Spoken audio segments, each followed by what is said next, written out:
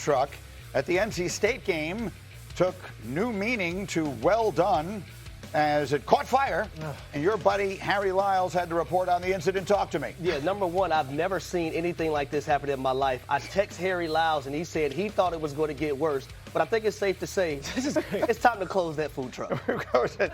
We got taking burnt ends to a whole new level. Okay, so we had that last night, but everyone as well. Hembo just booed my joke. Let's go to week 2. Let's get some bold predictions from Mike T. Mike T, give me one. Jets Bills this weekend. What do you think? Wow. Greedy, you're going to like this. Woo! The Jets beat the Bills, and let me tell you why. Justin Fields is going to run for at least 100 yards. If you look for a vulnerability in this Bills defense, they have struggled defending rushing quarterbacks. Kyler Murray averaged over 11.4 yards. Lamar Jackson, last 2 games, 11.7 yards per rush. So, as well as Justin Fields threw the ball against Pittsburgh, I think he's going to beat the Bills with his legs. Bart, I've got too many people up here telling me the Jets are live in this game. It makes me nervous. What do you think? Well, they're always live against the Bills. They've played them competitively for the last couple of years. They've turned Josh Allen over a lot. And I don't see that slowing down with Will McDonald coming out with 2 sacks, showing how explosive he is. But the addition of Harrison Phillips have freed Quentin Williams, and Jermaine Johnson owns Spencer Brown, and he's having nightmares right now. He's stiff as a board. All right, so we got the Jets beating the Bills for number 1. Mike T, give me another one. Give me the other New York team. Jackson Dart on Monday will be announced as the New York Giants starter by Brian Daboll. He should have done it 3 months ago. Russell Wilson had a really good career, but he was terrible against the Commanders. Sacked twice. They couldn't move the ball. I don't expect that to be any bit better against Dallas this week. This is a no-brainer. What are we waiting for? Schrager, you buy it? I buy the fact that Jackson Dart could be starting. I think the timeline has been expedited, and I think there's a real opportunity. I would also argue, I don't know if Joe Montana, Steve Young, Michael Vick, or anybody was doing anything behind that Giants offensive line on Sunday. Russell Wilson is not fully to blame. That was a complete disaster, and I wouldn't point it just at the quarterback. All the good vibes the Giants had for the entirety of camp disappeared. 3 hours. 3 hours. 3 hours. 3 months of hype and positivity and all this love.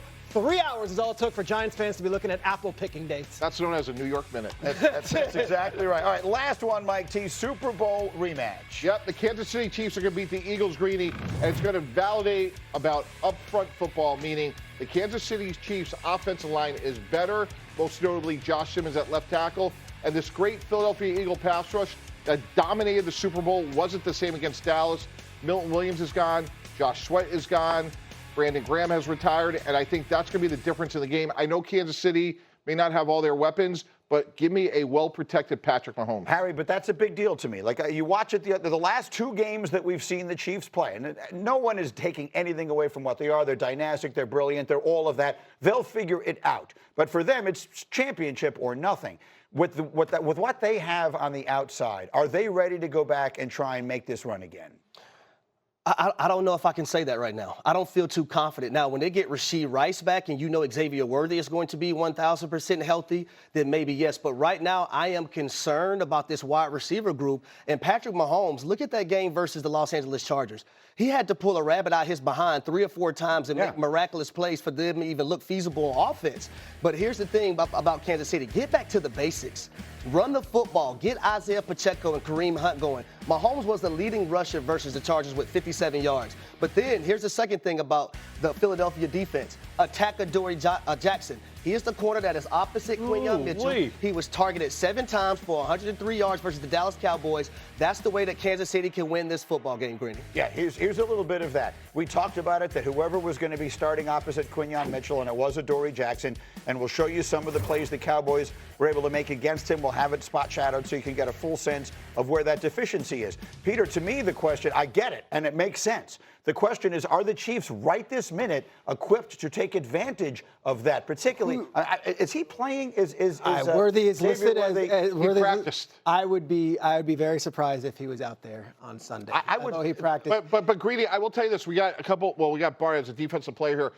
Xavier Worthy will garner attraction whether he gets the ball or not. So he helps the team even if he doesn't get the ball. And to Harry's point, the whole overlay about what we're talking about, running the ball, it comes back to this is a better offensive line. So even without Worthy, it's going to make a big difference if Mahomes has time. My frustration with this is all offseason we talked about how Mahomes didn't have the weapons last year, didn't have the weapons last year.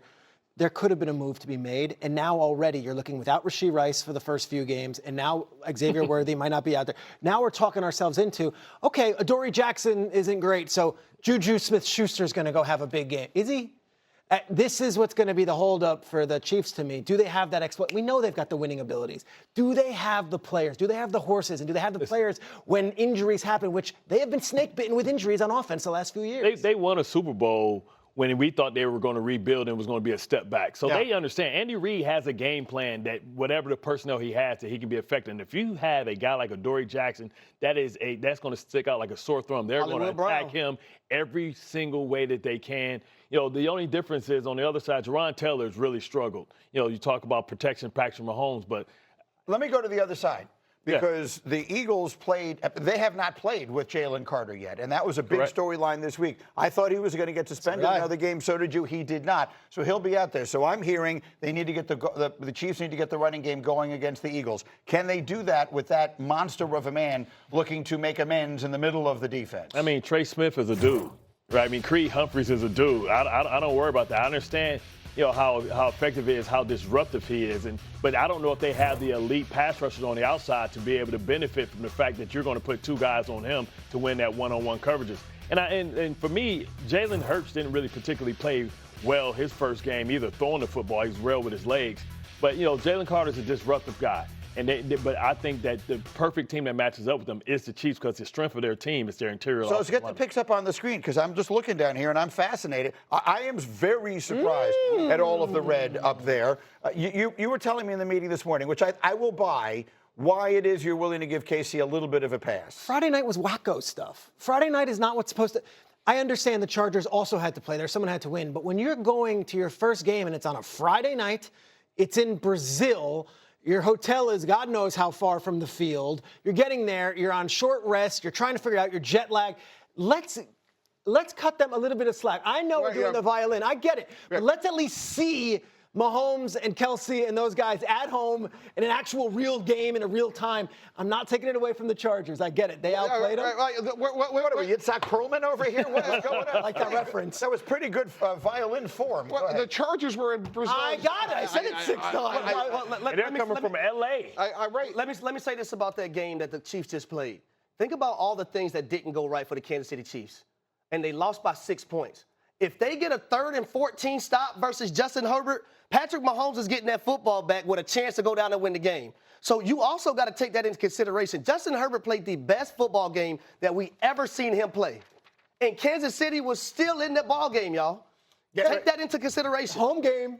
Everyone's like, let's at least see this before we hit the panic button. I'm with you. I like the Eagles big time. We don't have room on the screen for my pick. I like the Eagles big in this game. I'd love to be wrong. We'll see what happens on Sunday. Coming up, we go back to last night.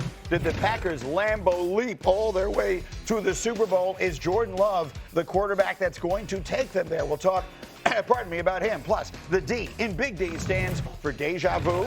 Are the Cowboys already dealing with the same problem the Steelers did with George Pickens? You do not want to miss this analysis. It's on the way. It's Get Up on